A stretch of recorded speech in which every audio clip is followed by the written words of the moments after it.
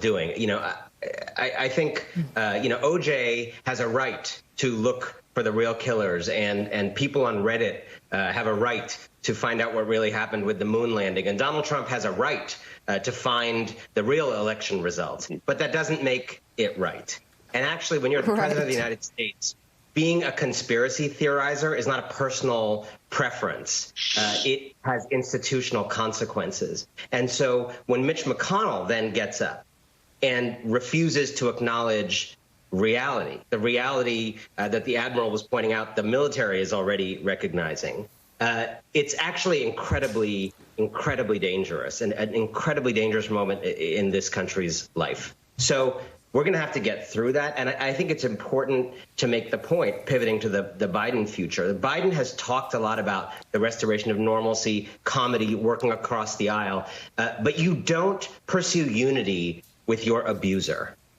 You don't pursue unity with people trying to sabotage your democracy live right now. You don't reach out your hand to people whose hands are themselves busy rigging democracy to throw out all the votes of the entire state of Pennsylvania, to cite a court filing from yesterday. Now, in terms of the future, we're going to get through this. We're going to get a Biden presidency in January.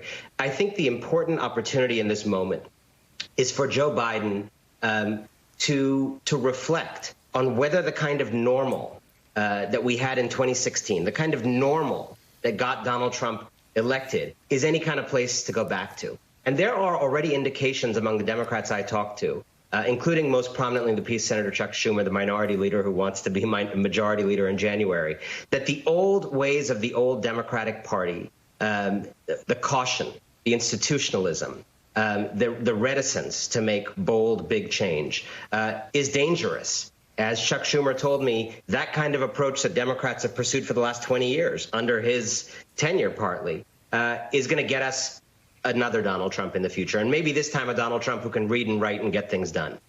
So it's going to be incredibly important when Joe Biden takes the oath of office to actually not go back to normal, and to actually think about whether he has the Senate doing bold things in response to the emergency and using that opportunity to deal with the emergency to do bigger things, or if he doesn't have the Senate, to do whatever he can through executive orders, and also things that the Obama administration didn't do as well in terms of building the down ballot party and other things like that, building consensus for democratic reforms down the road that he may not be able to get done in the next 2 years. But normal is no kind of place to go back to.